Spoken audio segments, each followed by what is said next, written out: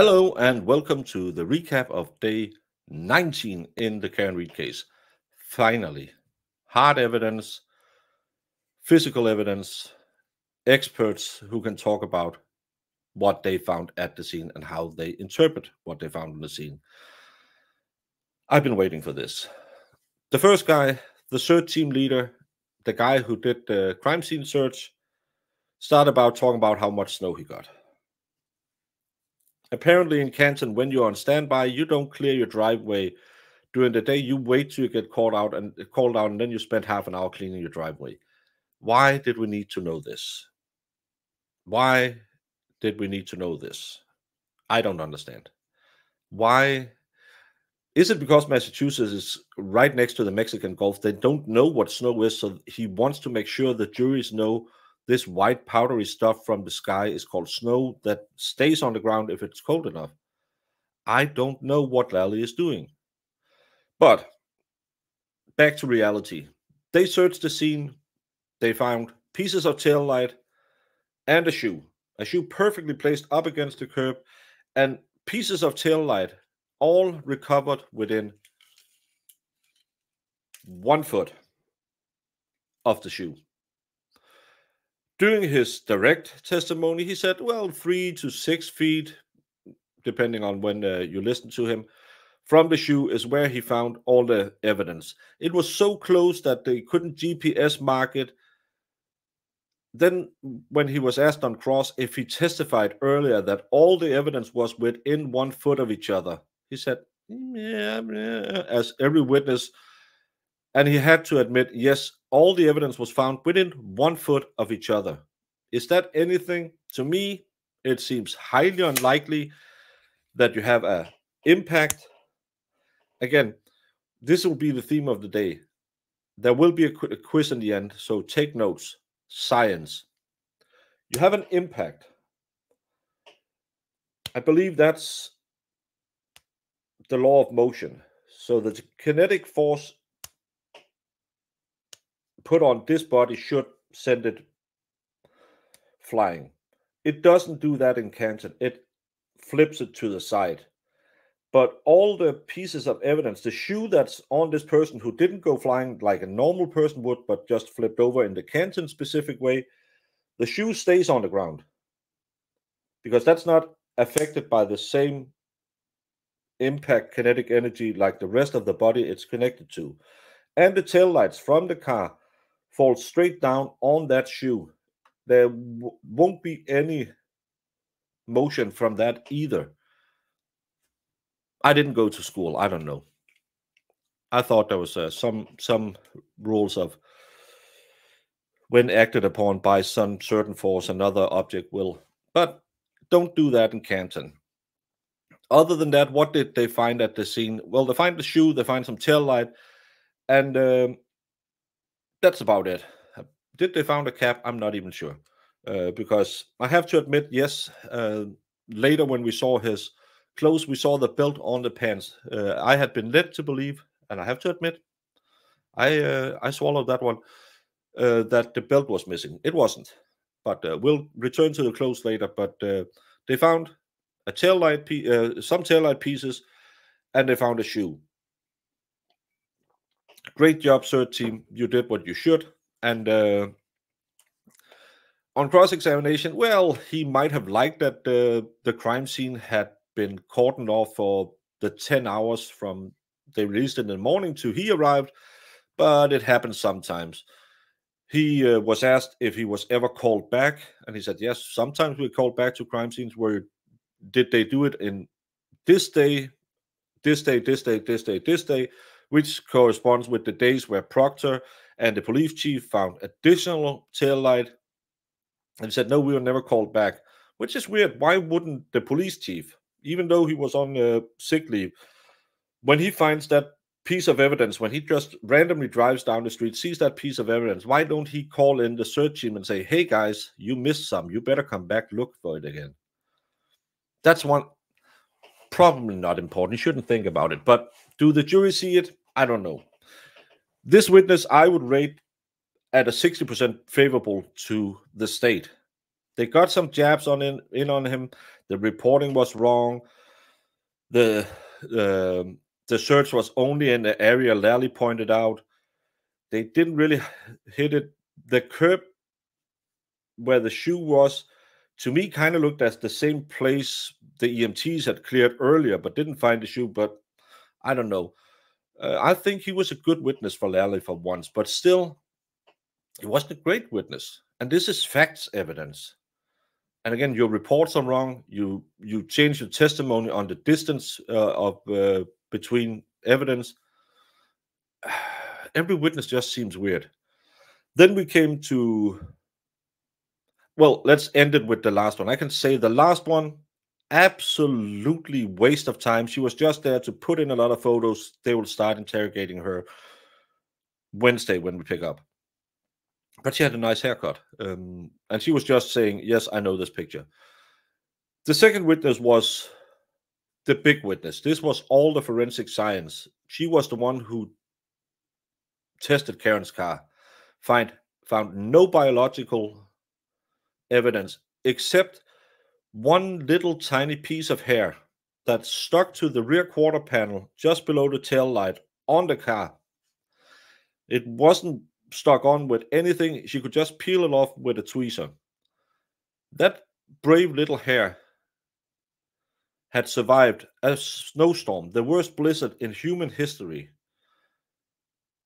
from 12:30 in the night, where it drove home to John's house at 5:35, I believe, in the morning. When it drove out, it bumped John's car, where that rear quarter panel kind of must have been in contact with John's car.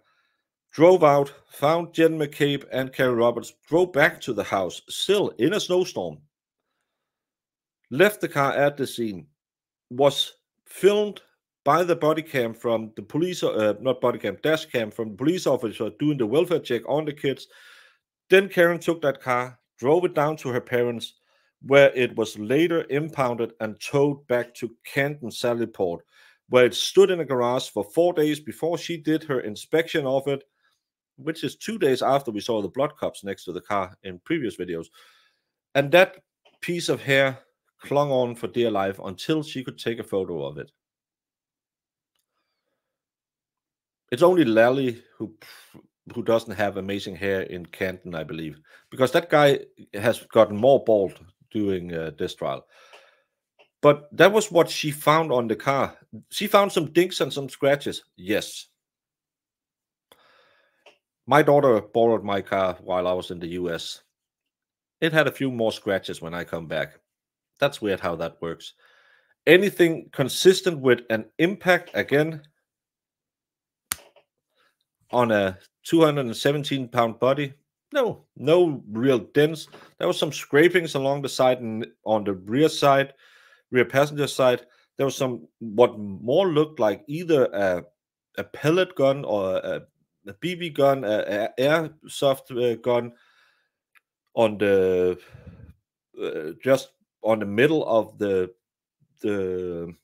back door. I don't know what you call it. And again, how the physics work when they want to claim she hit him, I can't wait for that one. But there was no transfer DNA. There was no. She found a little speck of blood that she didn't test and couldn't figure out what was. Might have been blood. But all the testing wasn't her job, someone else, because she lost her proficiency testing. She wasn't that good of a forensic scientist. But she collected all the evidence, searched the entire car, found one little piece of hair. That's what they want to tie it to. There's no injuries other than the broken tail light, which they had to break the car even more to get it out because she couldn't figure out to use a Phillips head screw, unscrew a couple of screws in a Lexus, just unclick a multi-mount, and then it's gone. No, they had to break it out because they were so inept.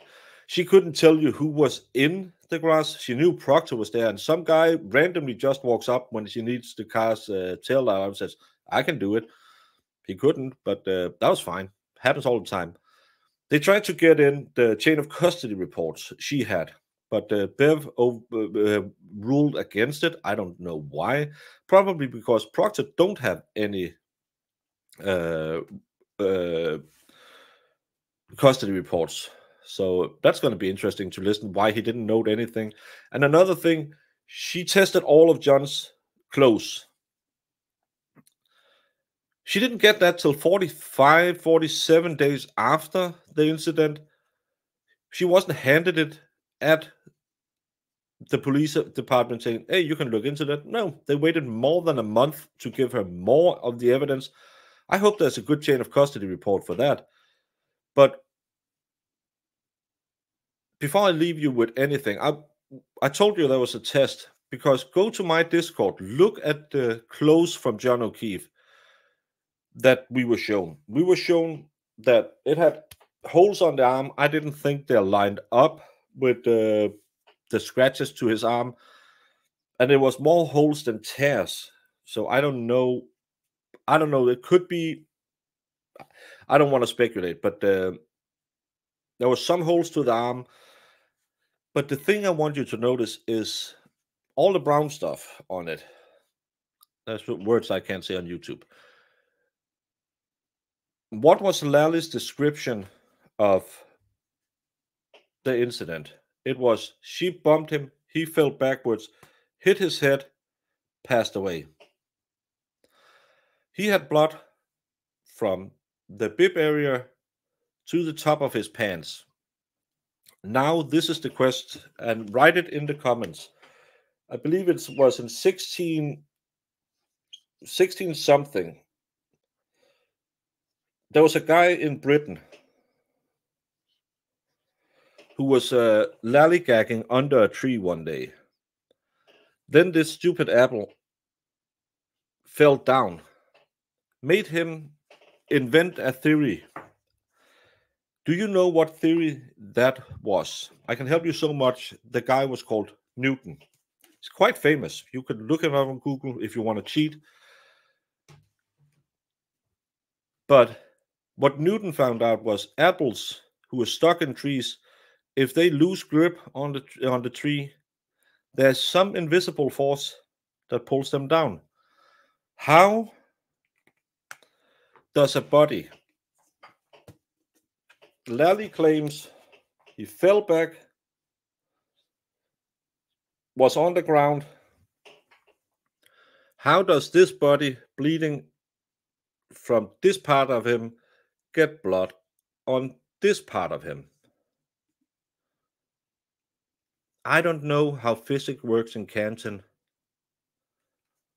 but to me that was one of those what the F moments that there's so many of.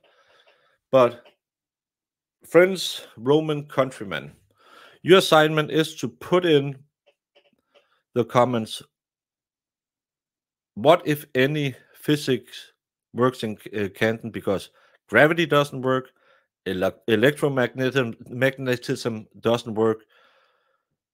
So again, good start for Lally, bad ending for Lally. Remember when he on all the pre-title series talked about the embedded glass in the bumper?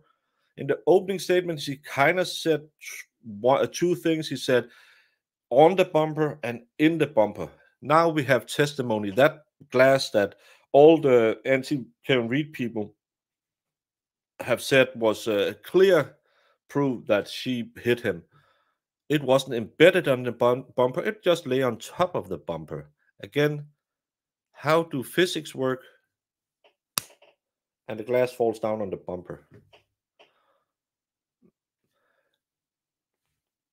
Today was a physics test. Please write in comments when you have the answers. How, if anything, makes sense in this trial.